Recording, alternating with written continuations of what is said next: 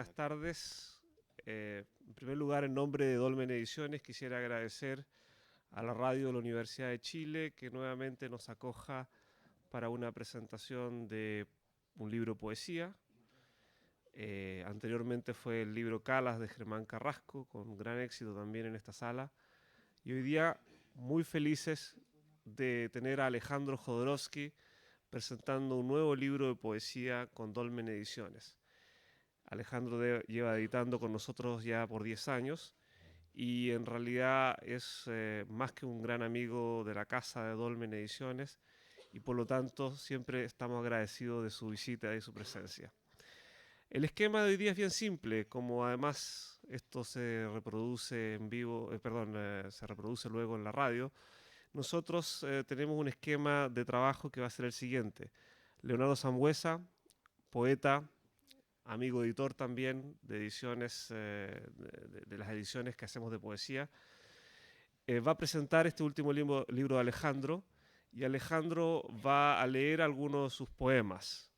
Hacia el final, y esto no debe durar más de una hora, hacia el final Alejandro va a tener un diálogo con aquellos que quieran hacerle alguna pregunta y si alguno de ustedes quiere que Alejandro le firme su libro, también está esa posibilidad. Así que muy buenas tardes. ¿También qué? Bueno, lo hace bien. Los dejo con Alejandro Jodorowsky y con Leonardo Sambueza. Leonardo, te doy la palabra. Bueno, gracias. No basta decir, porque el libro se llama No basta decir, ¿eh? Solamente decir no basta. Hay que cambiar aquello que llamamos yo mismo. El ojo artificial, construido alrededor de un punto que es la fuente, desvía desde el comienzo el transcurrir de las aves invisibles que tienen por misión hacer nido en los estertores del sueño.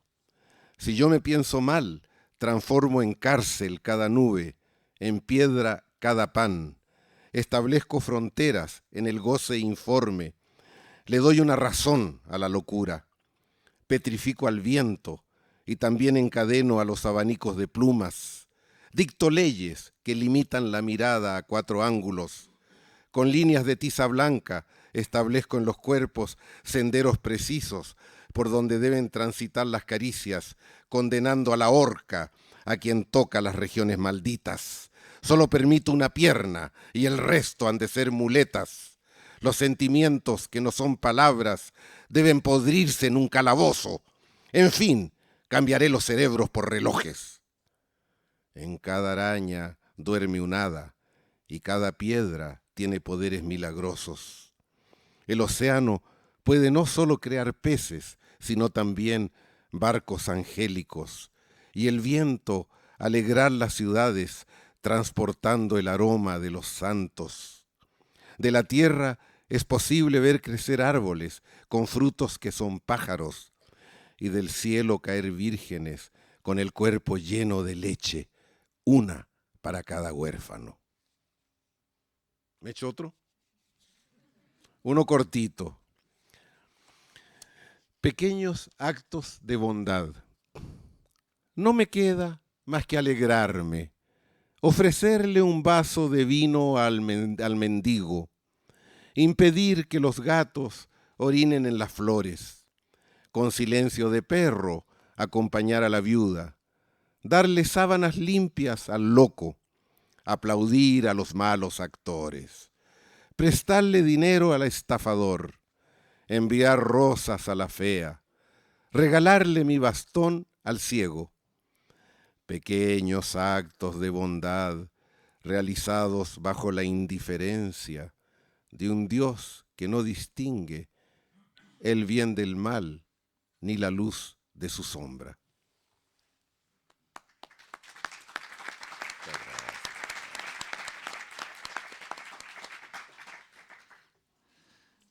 Yo traje un pequeño texto preparado.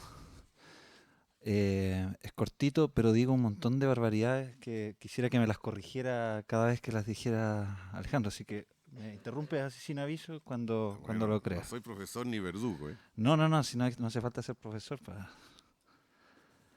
Se llama La voracidad de los sombreros.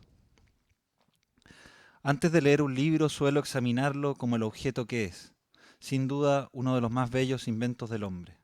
Y así lo manoseo por arriba, por abajo, por dentro, por fuera, ginecológicamente, como buscando quién sabe qué secreto hasta por debajo de las tipografías.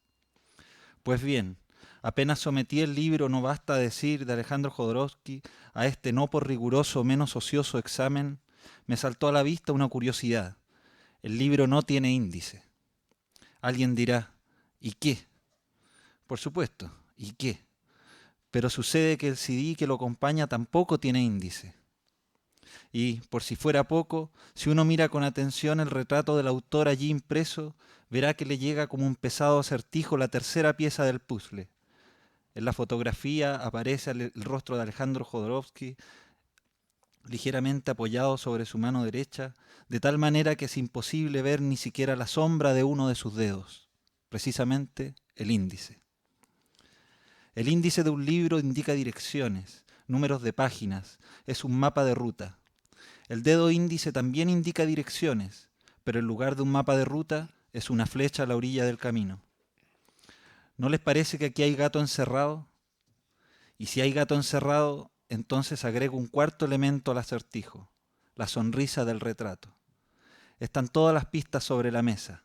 Alicia en el País de las Maravillas se encuentra con el gato de Cheshire, aquel gato siempre sonriendo, que sin aviso previo aparece y desaparece entre las ramas de los árboles. Alicia le pregunta, ¿podrías decirme, por favor, qué camino debo seguir para salir de aquí? Y el gato responde, esto depende en gran parte del sitio al que quieras llegar. Y Alicia replica, no me importa mucho el sitio. Y el gato, entonces tampoco importa mucho el camino que tomes. Y así siguen por un rato bastante largo hasta que Alicia se exaspera y le pide al gato que al menos le diga qué clase de gente vive en ese lugar.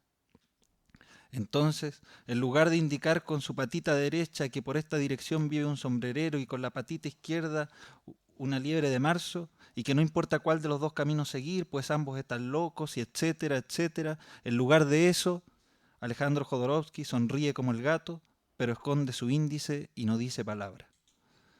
Pero vamos por partes y recordemos qué fue en el comienzo.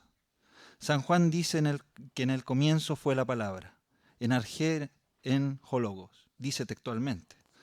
Pero en español todavía hay todavía algo anterior a la palabra. La palabra palabra no es el logos, ni siquiera es el verbo. La palabra palabra proviene de la palabra parábola, y esta a su vez del griego parabolé, que significa comparación, semejanza. Así, corrompiendo un poco las escrituras, me parece que en el comienzo fue más bien la semejanza, la imagen, el espejo. De un espejo provienen todas las cosas, de allí nacieron y se desarrollaron. El espejo nos define. De hecho, decimos de nosotros mismos que somos la especie humana. Y asimismo todas las cosas son para nosotros especies. Incluso una de nuestras características es la de ser capaces de especular, de pensar mediante imágenes. Todo es un espejo que a veces se quiebra y que a veces se reconstruye, a imagen y semejanza del uno mismo.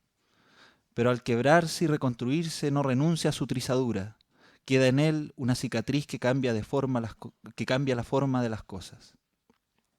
De este modo, y retomando lo que decía acerca del índice del libro y del dedo del índice, y del dedo índice, resulta del todo vano señalar, enunciar, pronunciar, en fin, decir las cosas, creyendo en que al nombrarlas se las posee.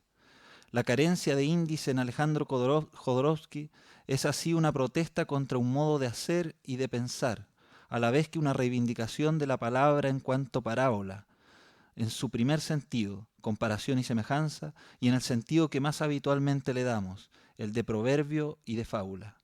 No basta decir, porque el mundo está reflejado por demasiados espejos quebrados. Sin embargo, esto no significa que el poeta deba callar. Al contrario, Jodorowsky enarbola una bandera muy antigua que es la del poeta poseedor de una lengua heroica, fundadora de pueblos o sagas. De ahí que a los poemas del libro les resulte un poco incómoda la camisa de la poesía moderna, específicamente la poesía moderna occidental, la nuestra, en la cual el pensamiento fluye de las palabras como si éstas fueran su fuente. Para Jodorowsky, mucho más cercano en sus poemas al río Ganges o al Jordán que al Sena o al Mapocho, las palabras son un vehículo, un transporte comunicacional, mediante el cual vaciar sobre la sociedad todo un sistema reflexivo, cosmogónico e incluso religioso. Heidegger decía que la poesía y la filosofía son parientes, pero que viven sobre las montañas más alejadas. Creo que Heidegger tiene razón, pero al construir su imagen olvidó decirnos qué hay en el valle o la quebrada que media entre ambas cumbres. Me parece que allí habitan los autores de libros como el Kama Sutra, el Ramayana, el Mahabharata, por nombrar algunos que me sé de oídas.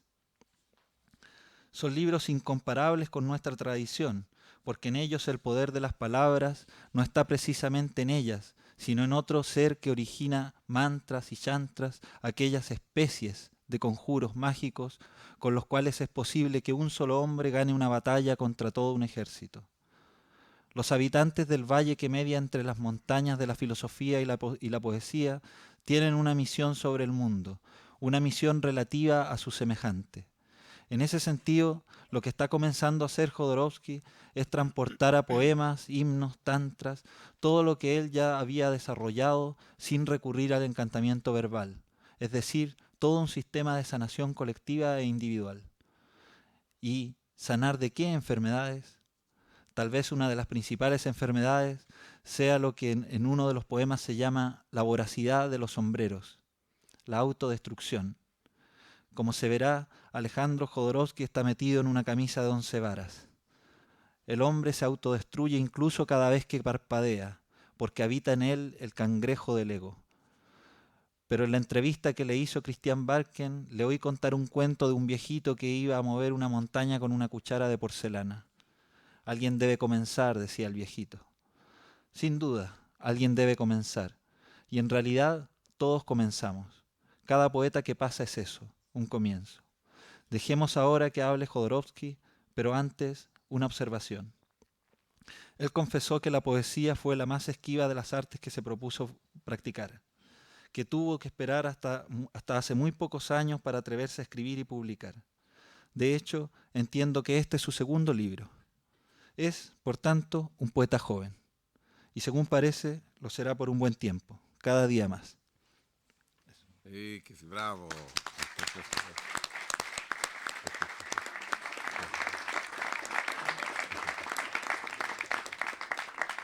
Bueno, es bueno estar sentado aquí, así somos una trilogía, ¿ves tú? Todo se da en trilogía. Este es mi principio de realidad. Este es el que yo siempre hubiera querido ser, ¿ves tú? Yo siempre quise ser un poeta flaquito y intelectual y tan escribiendo como él escribe y amando la poesía y totalmente en la poesía y comprendiéndolo, ¿no? Entonces, en realidad, si tú me dijeras dónde quiero estar, yo diría, yo quisiera estar aquí, en él, ¿ves tú? Ser como él. Porque para mí la poesía yo fui como el cazador y la presa. Tenía mucha vergüenza de hacer poesía. Escribí todo, teatro, hice todo, pero no es que no escribiera, yo siempre escribí poemas, desde niño escribí poemas, ¿no? Era admirador de García Lorca, después pasé a Huidobro, me encuentro con Enrique Lin, que fuimos amiguísimos, y después Fantasma de Neruda, de Pablo de Roca y todo esto, y Rosamel del Valle, que yo conocí gracias a Lin, que era un gran descubridor de poetas. Lin seguía la sombra de Neruda y lo que Neruda ocultaba, él lo desocultaba, ¿no? Y me decía, esto es bueno, esto es bueno. Pero me costó muchísimo porque la búsqueda de la belleza y del ser que uno lleva adentro es tan difícil, ¿entienden? La poesía es una de las artes más ingratas y difíciles del mundo. Hay un discurso de Cocteau que yo admiro porque es un poeta pluridimensional. Cocteau hizo cine, teatro, novela, poemas, él lo hizo todo, ¿no? Pinto Iglesias, qué maravilla, decía, la poesía es ingrata porque uno la hace para otros poetas nada más. Solo a los poetas les interesa la poesía. Y esos poetas están preocupados de sus propias poesías. Entonces a uno no lo oyen porque les interesa su poesía, entonces uno escribe para uno. En realidad, ¿para quién escribe? Pues Eso no pasa en Chile, porque yo desde que nací en Chile, todo el mundo escribe poesía y una maravilla la poesía en Chile, ¿no? Yo creo que el único lugar del mundo donde la poesía existe es aquí. Palabra de honor. Aquí existe la poesía. Los mejores poetas del mundo se dieron aquí. ¿Por qué fenómeno? No me lo puedo explicar. Bueno, entonces escribí, fui eliminando influencias, porque hay influencias enormes. La influencia más grande con la que me encontré fue la de Nicanor Parra, ¿no? Fue mi primer verdadero maestro. La antipoesía, caí en la trampa de la antipoesía, no para él, para mí, ¿eh? Para él es buena la antipoesía, pero no para mí, porque yo quería ser poeta, no antipoeta. Entonces, y bueno, y cómo me costó, y luego a tanta gente que tuve que echar por la ventana, a Kafka lo tuve que echar a patada yo a Kafka, porque cómo me jodió la vida Kafka, ¿no? Oye, pero ya basta, ya el Dostoyevsky basta. Bueno, ¿para qué les cuento, no? Entonces fui llegando a una expresión personal, no sé si sea buena o mala. Tenía mucha vergüenza yo de publicar mis libros de poemas, ¿ves tú? Pero una vez me equivoqué y en lugar de irme a Génova, me fui a Florencia, creyendo que allí me habían invitado en Florencia, me equivoqué. Y llegué a una librería chiquita, City Lights, Florencia, con Antonio Bertoli, que era el director de la librería, y me dijo, te estaba esperando porque hay un recital beatnik. Ahí estaba Ferlinghetti, todos los viejos beatnik borrachos que quedan, ¿no es cierto?, que se han drogado tanto, son como Tony con sus narices gordas y recitan poemas beatnik, ¿no? Y bueno, yo vi eso y todavía existen los beatnik, Ferlinghetti todavía así. Y de pronto me dijo él, y tú tienes que recitar un poema. Bueno, yo siempre ando con un poema por ahí, no saqué mi poema y lo leí. Me dijeron, bravo, vamos a partir en un autobús por toda Italia dando recitales poéticos. Y ahí me vi embarcado con los beatnik dando recitales poéticos. Oye, entonces, y la poesía que yo tenía una, se las voy a leer, una que recitaba era mi poesía de shock, porque ellos siempre recitaban con rock y con guitarra, ¿no? Y esas cosas. Y yo estaba ahí, bueno. Entonces les voy a leer esa que me leía yo y alcancé mi éxito de poeta beatnik, ¿no? Y después entonces me publicaron, y después me publicó Juan Carlos Say, y ya me lancé, y aquí estoy hoy, de poeta con el gran poeta al lado, y el amante de la poesía, y aquí estoy, ¿no?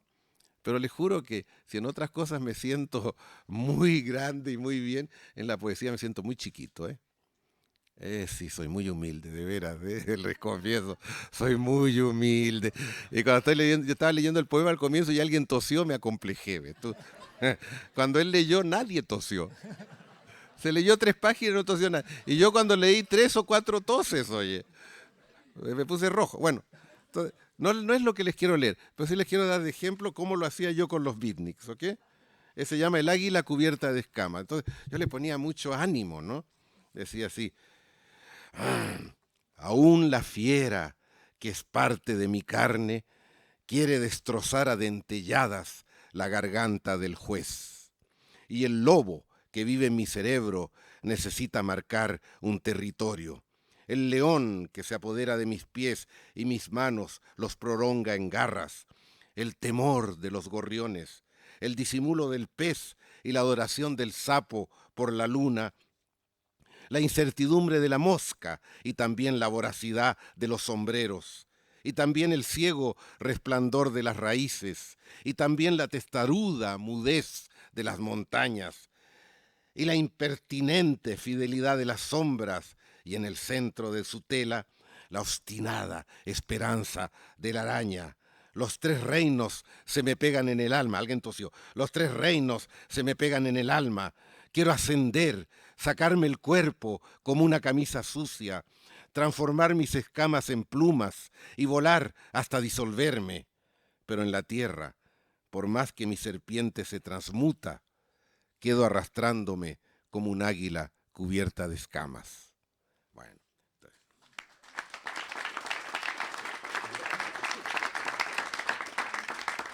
¿Ves? Eso bueno, era para decir, ¿no? Pero después me metí en 2 caminos. Este libro es como una construcción, tiene raíces, a veces hay frases que se repiten al final, pero van llegando al final a una cosa enorme que me propuse fue de escribir un sutra. Es decir, un sutra es un texto sagrado, sutra de la Santa Sombra, donde los budas dicen su sabiduría. Entonces yo me dije, bueno, los sutras son poemas. ¿Por qué no me voy a proponer un poema que diga, quizás en una forma negativa, cosas positivas? Ese fue un camino. Y antes del camino, llegué a una poesía crítica de nuestro mundo actual. ¿Ves tú? No ya hablar de mí, sino hablar del mundo. Entonces, en este libro voy comenzando primero por mí, todo lo que le pasa a uno, ¿ves tú? Buscando como en un anzuelo el sentir profundo de lo que es uno, sin ninguna concesión. Y luego, ¿qué pasa en el mundo? Entonces, si tienen paciencia, quisiera leerles esas dos cosas. Una cosa que es crítica y un pedazo del sutra, es decir, un fragmento de uno de los dos. ¿Te parece? ¿Está bien? ¿O está muy largo? Lo hacemos, ¿no? Entonces dice así. Va a ser raro, pero... Como la campana de una catedral, queríamos que el corazón purificara al mundo. Cada latido resonando como un llamado que liberara al ser de sus tinieblas, agrandando el territorio hasta sacar a la conciencia pura de su madriguera, abandonando la verdad en el fondo del pozo para volar con alas que consume el fuego, sabiendo que el error es un mensaje sagrado. Sin palabras, ¿acaso hay una realidad? Frágil caminamos por la ciudad de los arrogantes inmortales, viéndolos construir lujosos pudrideros, acumulando nueces de oro bajo las raíces de sus botas, fabricándose rostros de perfecto mármol. Esta es la ciudad de los espejos, controlados desde la torre central, difundiendo reflejos arteramente fabricados para dar la sensación de eternidad. Interminables avenidas donde todo exhibe un precio, donde los propietarios establecen testamento en favor de sus gusanos, exigiendo que se comporten como aves fénix. Indiferente, el mundo nos expulsa hacia un futuro múltiple, donde el azar otorga siempre el mismo camino. Si la madre se traga a sus hijos, ¿para qué entonces pare? No vamos, nos llevan, no hacemos, nos sucede, no elegimos, nos imponen, no hablamos, como un río milenario, las palabras fluyen de nuestra boca. No nos pertenecen, el tiempo las produce, nuestra vejez es la del mundo. Avanzamos hacia el futuro sobre una alfombra de golondrinas muertas. La conciencia es una flor imposible donde no viene a libar la esperanza. ¿Qué hay para nosotros en las implacables riberas del cielo, ahora que a los niños se les da una mancha de sangre como bandera? ¿Qué hay para nosotros cuando las palomas mendigan pan cubiertas de anuncios publicitarios? Con las ventanillas de la nariz hinchadas por la cocaína, el presidente deja que 2 millones de verdugos torturen a un pobre diablo. Señoras decentes le aporrean la cabeza con sus carteras llenas de cupidos de oro. De las nubes caen televisores de 8 patas. Todo va bien. El dólar nos bendice con su lengua verde. Los burócratas con cara de conejo nos anuncian que ni hoy, ni mañana, ni nunca habrá algo para nosotros en las implacables riberas del cielo. Ese era el comienzo, ¿eh?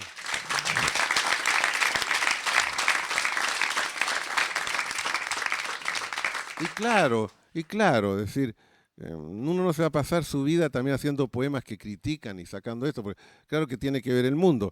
Entonces yo me propuse, a ver, ¿hasta dónde puede llegar uno? ¿Hasta dónde? Es que hay la posibilidad que el poeta o yo, cualquiera, proponga, diga, busque, se encuentre en otro ámbito que el histórico social, en otro ámbito que esta inmensa decadencia en lo que nos meten ese par de hijos de papá, ¿no es cierto?, que están peleando como idiotas medievales. ¿no? No les digo quiénes.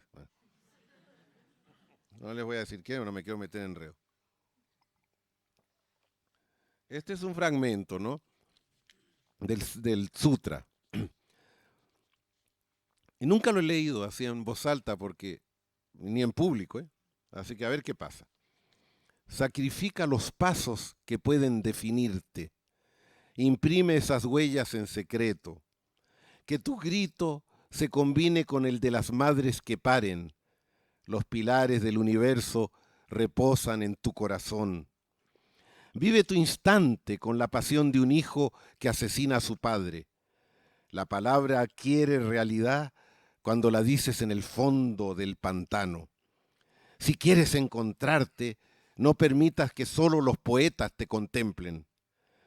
Deja de lanzar rugidos de león que pretenden sacar de su letargo a los dioses dormidos. Deja de creer que sumergido en un lago de paz has eliminado los obstáculos del deseo. Deja de creer que el Todopoderoso realiza milagros a través de tu ilusoria presencia. Deja de creer que tu alma es un cuerno de la abundancia, donde puedes obtener virtudes para darlas a cada ser. Deja de creer que tu paciencia es infinita ante la artificiosidad de lo que se dice real. Cesa de creer que has dejado de añorar los adornos mundanos, los diplomas, las copas de oro y la encumbrada fama. Así vencerás la tentación de ser santo. Si dejas de creer que tu corazón es invulnerable como cofre de hierro que guarda un diamante, si dejas de creer que la muerte es una enfermedad y que el renacimiento es su remedio, si dejas de creer que no vas ni vienes y que solo eres una piedra del camino, si dejas de creer que cruzado de piernas e inmóvil, tal un cadáver, te has convertido en un ser de luz, si dejas de creer que porque no has estallado en llamas, nadie te puede apagar, si dejas de creer que porque deshaces las amarras de los otros, tú mismo no estás atado, vencerás la ilusión de la fe. Para hablar de la verdad es preciso que todos tus actos sean falsos. Para hablar de lo santo debes vomitar sangre sobre los libros sagrados. Para hablar de la vida debes escuchar en tu carne el cantar de los gusanos. Para hablar de la poesía debes ponerte de rodillas y lamer las piedras, etc.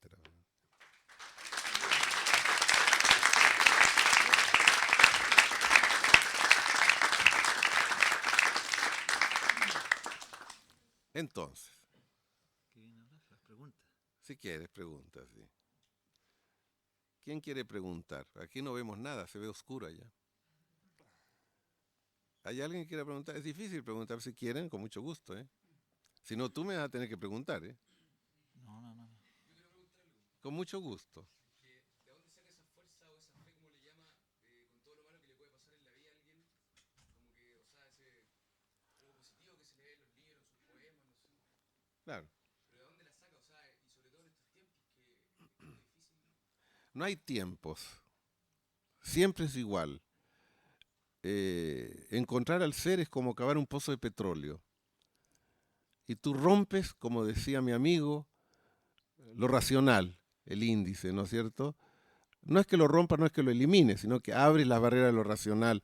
Alguien me mandó un email que decía, ¿cómo puedo matar al intelectual en mí? Yo le dije, convierte a todas tus palabras en una perra negra que te siga. No sé si entendió algo, pero me dijo gracias. Bueno, entonces tú entras en el terreno de las sombras, que es el terreno que tú portas en ti, que es del inconsciente, son las pulsiones y todo. Y sigues cavando, y te enfrentas a todo lo que tienes, y luego todos esos seres que te llegan son útiles para ti, son proyecciones de ti mismo, ¿no? Tienes que ser amoral para hacerle frente, y luego llegas al centro de tu ser, lo que los chinos llaman la flor de oro, y te encuentras con tu luz interior, ¿entiendes? Y te encuentras.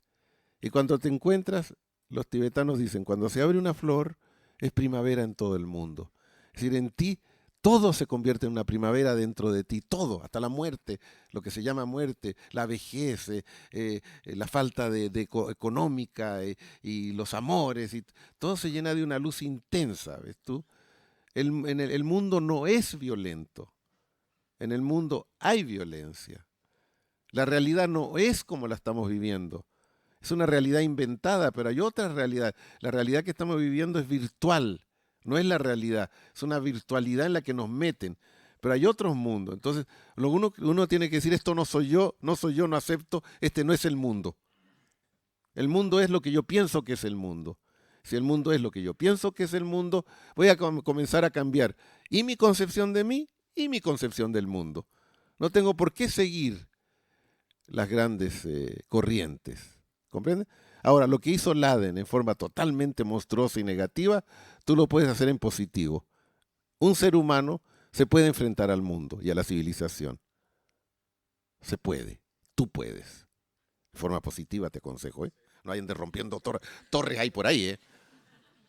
Bueno, esa es la respuesta. Sí.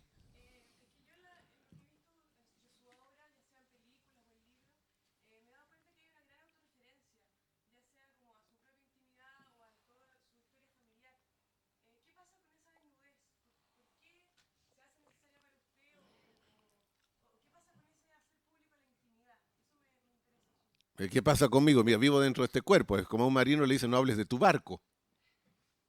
Él habla de su barco, de las velas, hablo de mi cuerpo, hablo de lo que yo soy. Esta es lo que se llama la situación. El alma es impersonal, quizás inmortal, ¿ves tú? Pero lo que nos toca vivir, este cuerpo que nos toca, este sexo que nos dan, este lenguaje que nos otorgan, esa es la situación que no podemos cambiar, no la podemos elegir. Esos son los límites. Ahora, con el conocimiento total de los límites, podemos empujar los límites hacia el infinito, pero hay que conocer sus límites y aceptarlos, no escaparse de sus límites. Muchas mujeres me dicen, hombres también, pero mujeres también, cuando leo el tarot, no sé dónde estoy, porque las han obligado a vivir en la cabeza y se escapan del cuerpo y del orgasmo y del placer. Entonces, porque el placer les da a entender que son una niña y quizás el padre quería un niño, un hombre, ¿entiendes tú? Entonces dice, ¿quién soy? ¿Dónde estoy? Estás en tu cuerpo, ese es tu primer límite. Estás en tu propio placer, acéptalo. Estás en tus propias pulsiones, acéptala. Estás en tu propio árbol genealógico, velo, acéptalo, míralo, tal como es. Y de ahí te lanzas al infinito y de ahí te lanzas a lo impersonal. Si no vas a hacer esos discípulos espinillentos de los gurúes que están meditando 30 años y nunca se han enfrentado, ¿no? No han resuelto los koan. A mí un gurú me dijo, ¿cuál era tu rostro antes de nacer, el petulante, ¿no? ¿Cuál era como yo no fuera a contestar? ¿Cuál era tu rostro antes de nacer? Y le dije, en esa época yo no tenía espejos. Gulp. Se cayó. Bueno. Entonces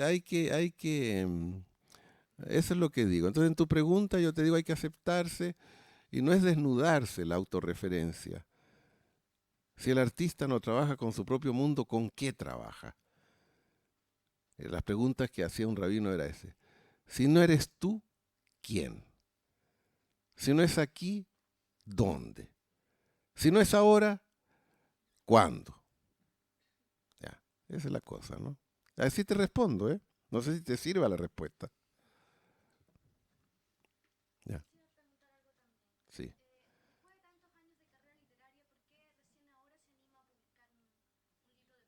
Oye, pues ya te conté al comienzo, oye. Eso se llama sordera psicológica. Cuando las cosas no nos convienen, pero no te lo puedo repetir. Pregúntale a alguien, quizás me oyeron. Te digo que me da vergüenza hacer poemas.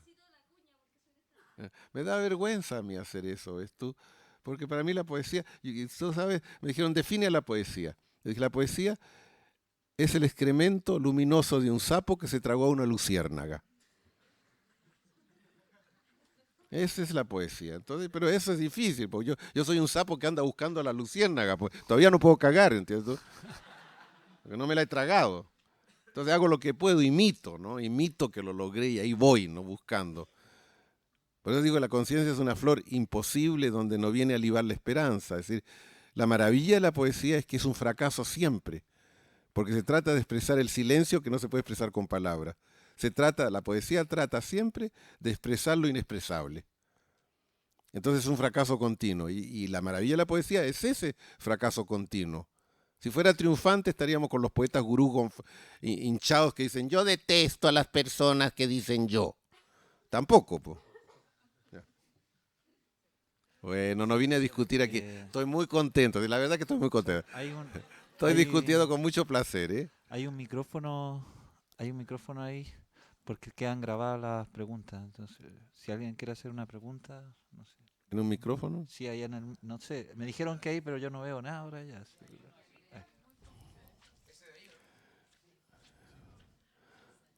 Para que queden grabadas las preguntas. Si no hay micrófono, ya. Qué bueno que haya luz, así veo con quién hablo.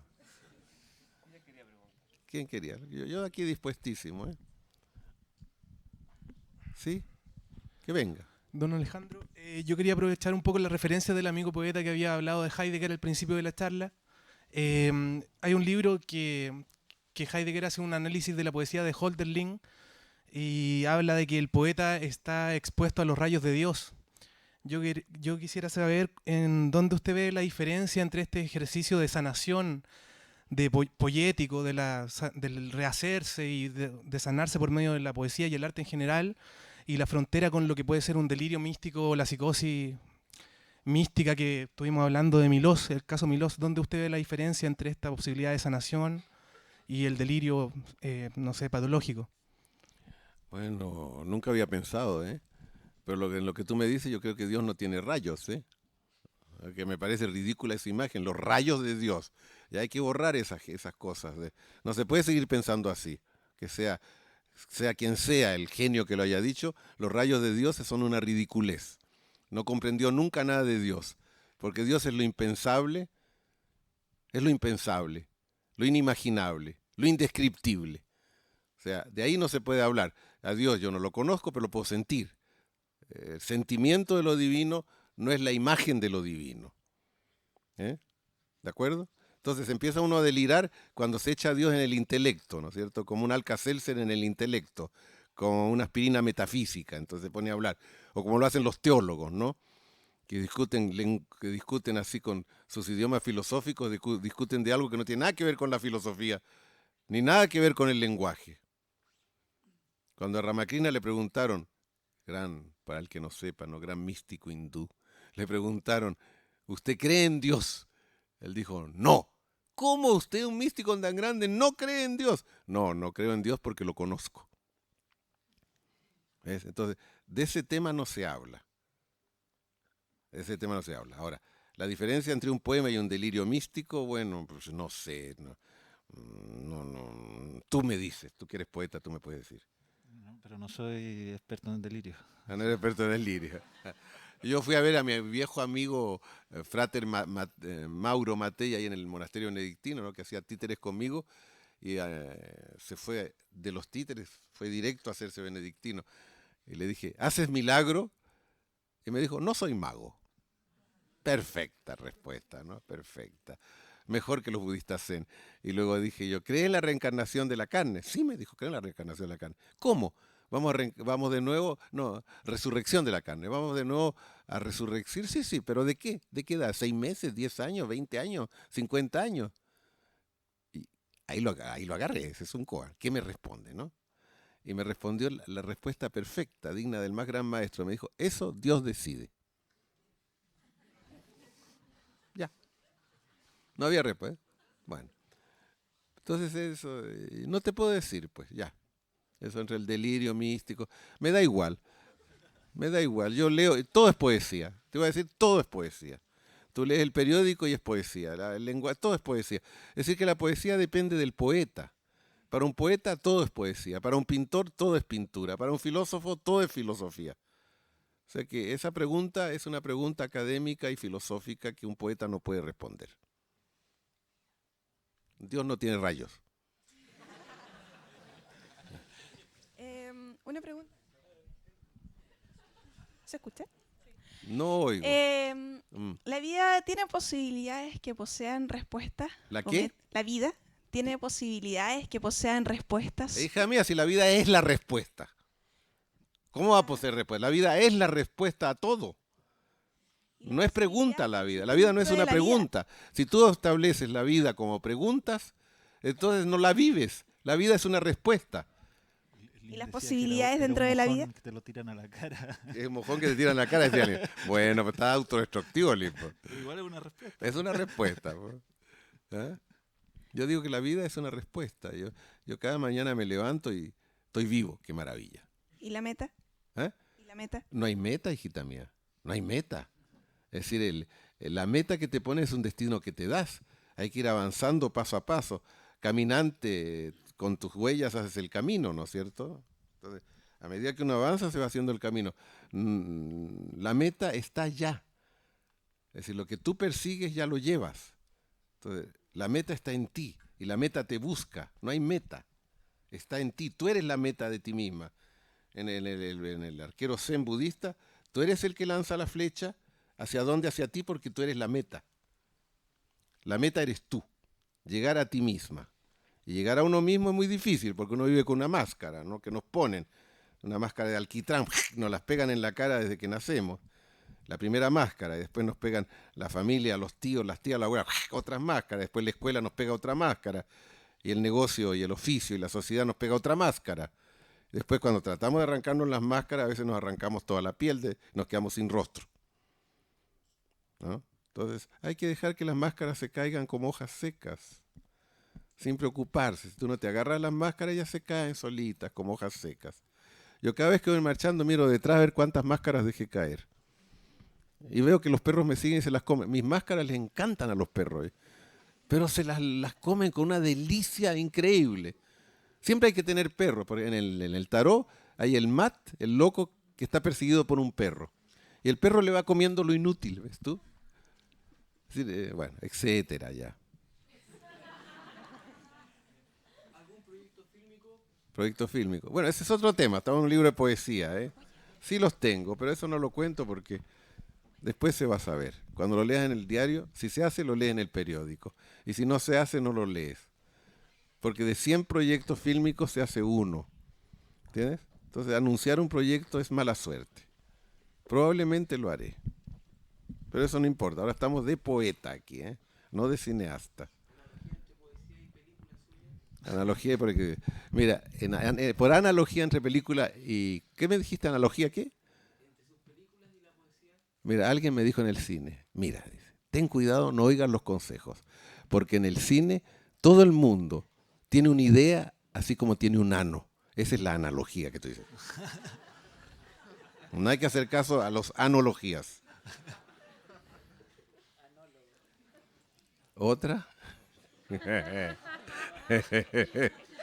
No, si los poetas no son serios, ¿eh? Otra pregunta, por favor. Yo quiero saber qué piensa de Castaneda. Ah, acá está. Es que yo lee mi libro, así voy a vender un libro que se llama La danza de la realidad. Ahí cuento exactamente cómo conocí a Castañeda, el encuentro que tuvo con él, la diarrea que le dio y todo el resto, ¿no? Lo cuento. Entonces no voy a repetirlo, pero si tú me dices lo que piensa Castañeda, sí pienso. Aportó conceptos muy importantes pero que venían de los chinos, ¿eh? Que un guerrero no deja huellas, eso es chino. Bueno, pero no importa, aportó el guerrero impecable y todas esas cosas, ¿no? El saber ver. Pero cuando llegó al punto de asamblaje y llegó que tú te conviertes en perro o que te tiras al abismo y flotas y no te pasa nada y todas esas que en chileno se diría huevadas, no son ciertas, porque tú no las puedes hacer.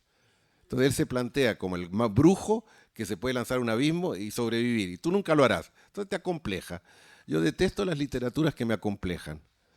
Yo prefiero las literaturas que me dicen, esto es lo que tú puedes hacer, aunque sea chiquito, y esto lo puedes hacer. Pero cuando me muestran maravillas que yo nunca podré hacer, entonces yo pienso mal de eso, digo que es inútil, no hay que hacer eso.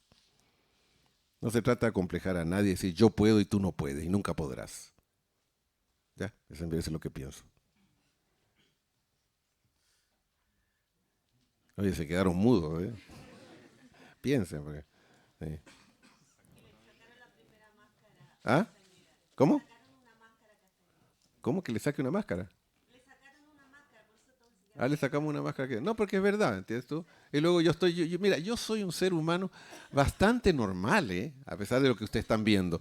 Pero bastante normal. Y cuando él me dice, yo le digo, oye, ¿y ¿es verdad todo esto? Sí, me dice, no estoy loco, es verdad. ¿Cómo? Mira, estaba yo en la calle aquí, digamos, ¿cómo vamos a hablar? En el Paseo Ahumada, ¿no? Y me estaba hablando don Juan y pasó una mujer y yo la miré y él me dio una palmada en el hombro porque me distraje y caí en Providencia. O sea que la palmada lo hizo viajar 50 kilómetros. Bueno, cuando me dice esa cosa que yo no estoy para creer esas cosas, ¿eh? A nadie que le dé una palmada en el hombro va a caer a 50 kilómetros de distancia. No me vengan con cuentos de hadas, ya. Basta con cuentos de hadas, ¿no? Son cuentos de hadas, basta. Y luego el Génesis es un cuento de hadas. Que hay que le sacaron de la costilla, le sacaron la mujer. Pues cuentos de hadas, oye. Del costado. ¿Qué es eso? Y que porque cogieron, los echaron del paraíso y es el pecado original. ¿Qué es eso? Como que Dios nos puso entre las piernas el pecado. ¿Qué es eso? ¿Y qué es eso cuando está ahí, han pecado y viene Dios y Adán escucha los pasos de Dios y se esconde? ¿Qué pasos si Dios no tiene pies? ¿Qué pasos? Entonces, ese es un chiste, tenía unos pasos de payaso, plan, plan, plan. Y Dios, que lo sabe todo, le dice, ¿dónde estás? Como si no supiera dónde está el tipo. Pues.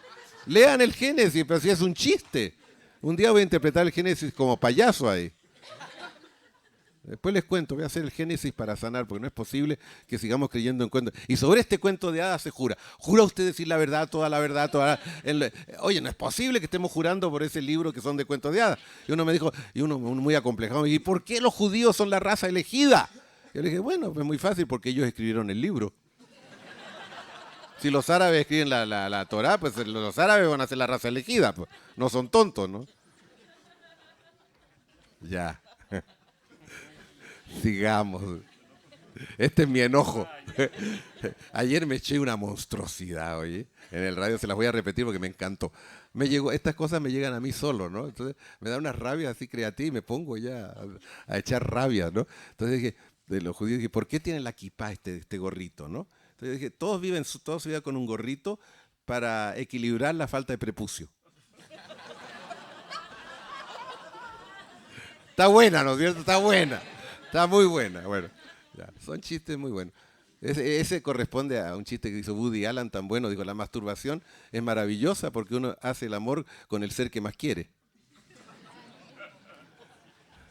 Bueno. No, pero es que estamos lanzando un libro de poemas ya. Volvamos al tema. ¿Qué otra cosa? Señor. Buenas tardes.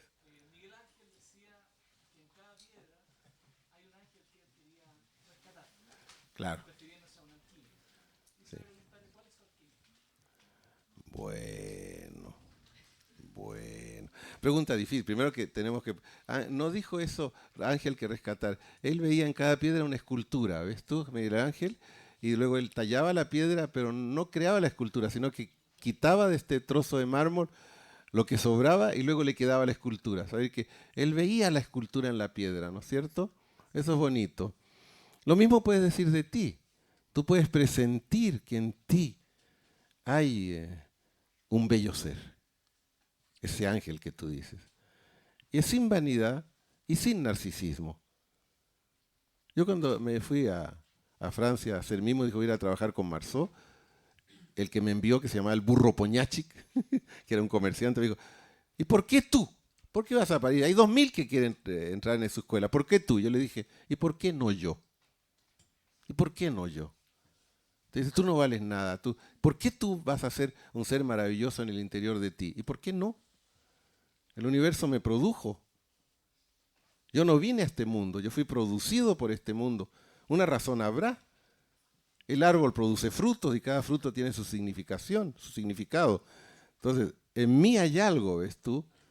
Que es maravilloso, es obra divina. Entonces, yo quito lo inútil poco a poco, voy echando para afuera por la borda ideas locas, emociones locas, deseos locos, necesidades locas, las voy dejando caer, ¿no? Como Miguel Ángel, para encontrarme por fin con eso que tú dices, ¿no? Con aquello que está allí. y que tiene que ser obligatoriamente maravilloso. Hay dos muertes, mira, la de Freud y la de Jung. Freud, de tanto que dijo, de tanto que habló, le salió un cáncer en la mandíbula y murió en medio de atroces dolores. Y cuando Jung murió, sus últimas palabras fueron: ¡qué maravilla! ¡Qué maravilla! ¡Qué maravilla! Ese se puede decir que había encontrado su ángel, ¿ves tú? Y a eso aspiro. La alquimia es encontrarse. ¡Qué maravilla! Ahora, la alquimia tiene 4 colores, ¿eh? El nigredo, primer color el negro, ¿eh? Después el color blanco, después el amarillo y después el rojo. La obra negra, la obra blanca, la obra amarilla y la obra roja. Generalmente han quitado la obra amarilla y han dejado los otros 3 colores. Y corresponden a los 4 niveles del ser humano. La obra negra se comienza por el trabajo corporal, de trabajar la alquimia del cuerpo, las necesidades, reducirlas a lo que ellas son. Después viene la obra blanca, que es el trabajo sobre la sexualidad, ¿cierto? Llevarla al deseo puro, a lo que realmente tú eres y no lo que te han inculcado, ¿no es cierto? En México todos persiguen una rubia, todos los mexicanos, porque la cerveza es la rubia de categoría y como son borrachos, después lo pasaron. Bueno, no sigo hablando. Y luego hay la obra del rojo, que es la obra del corazón, pero ¿no es cierto? El corazón es lo rojo, pero el amarillo es el trabajo mental, ¿no es cierto? Que hay que poner luminosidad en el intelecto. Entonces, haciendo las 4 obras, tú encuentras eso que tú llamas el ángel, ese ser que sostiene esto, ¿no? Que es puro. Es maravilloso el ser humano. Yo más me veo, más amo al ser humano. Contrario de Pascal, que dijo: más veo a los hombres, más amo a mi perro. Viejo idiota, ¿no? Pascal, un viejo idiota, por decir eso. Mientras más me veo, más amo a la humanidad. Es decir, que la gente que destroza la humanidad es por falta de conciencia. Y falta de conciencia conduce a falta de belleza. Y falta de belleza conduce a mucha violencia. Es por feos que les está pasando eso. La política americana era fea, por eso les pasó lo que les pasó. Y los fanáticos de Islam son feos, por eso les está pasando lo que les está pasando, ¿no? Por falta de conciencia. ¿Y qué es la falta de conciencia? Falta de amor a sí mismo. Despreciar al ser humano como obra divina. Si no quieres que emplee la palabra divina, empleo cualquier otra palabra. ¿Sí? ¿Quieres que emplee otra palabra? Obra canguruesca. Es igual. Ya. Otra pregunta. Pero tú no me dices nada el poeta. Pero si yo ya dije. Ah, ya dijo. Tan bonito lo que dijo. ¿Qué otra cosa? ¿Ya? Yo estoy atragantado con algo. ¿De sus guiones de las películas tienen alguna relación con la poesía? Estaba atragantado hace rato. Es que vi Fando y Liz, que acá en Chile no se ha visto. 30 años perdida estuvo eso. Y la tenía Francis Ford Coppola, una copia. Me quedé pelando el cable y todo. Y de los ciclos que han dado de sus 3 películas, por lo menos las que se han visto acá, Fando y Liz nunca se estrenó. Nunca. Y acá en Chile, con unos amigos, hicimos una maldad. La trajimos de afuera. En DVD, ¿no es cierto? En DVD. Claro. Y la mostramos. Pero fue por un círculo pequeñísimo de mutantes que estaban ahí. Es que yo estoy en proceso con el productor y siempre le digo a la gente: vean La Pirata. Y yo me traje a Chile en esa época eran las videos y las di. Claro. Yo soy bastante generoso, con Chile. Sí, yo sé. Entonces las di. Sí. Eso equivale como a unos cuantos millones de dólares, que lo que costaba. Las di y dije: piratéenlas. Y le dije, ¿no es cierto, Juan Carlos? Te dije: tenlas tú y cuando te las vengan a copiar, que paguen nada más el material, pero no se cobran.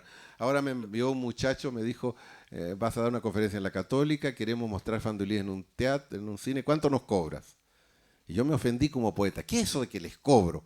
Denla gratis, no cobro. Ustedes no hagan negocio tampoco, ¿no? Lo que les cueste la sala, dividido ya, y sin negocio denla gratis. Entonces llegué para acá y le dije: ¿ya la dieron? No, me dijo, porque tiene que pasar por la censura o algo así, la aprobación. Sí. Bueno, todavía estamos con la censura. De hecho, Fando y Liz está prohibida. Qué raro. La vimos A escondida. Bueno, les debo decir que tenemos que aprender la generosidad. La primera cosa que llegué allí, que vine aquí cuando hubo la cena para la abertura de la Feria del Libro, 2 escritores casi se agarraron a puñetazos, se insultaron y Y yo dije, pero ¿qué pasa? ¿Por qué se pelean los escritores? Si el mundo es ancho, ajeno, todos los poetas caben y qué maravilla que hayan poetas, malos, buenos, que la poesía es una maravilla, ¿no? Entonces, ¿comprenden? Yo les debo decir que aquí está de testigo, ¿no? Que todos mis derechos de autor de la venta de este libro, yo le dije que los colocaran para publicar las obras completas de Estela Díaz Barín. Así que yo no, en esto lo di. Porque los poetas deben trabajar por los otros poetas, ¿no? Me acuerdo que a Enrique Lin le dije, teníamos 19 años, oye, ya publica, pero ¿cómo?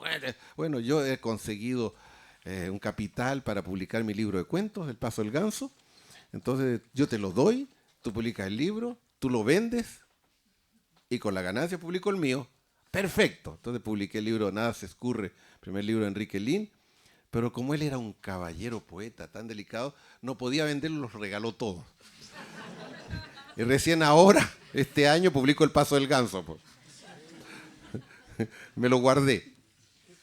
Pero valía la pena. Así son las cosas, ¿no? Ya. Son las 7. Nos vamos. Les agradecemos a todos que hayan venido. Y por supuesto, si quieren alguna firmita de Alejandro, todavía tenemos unos 15, 20 minutos para estar acá. Así que muchas gracias, buenas tardes, chao.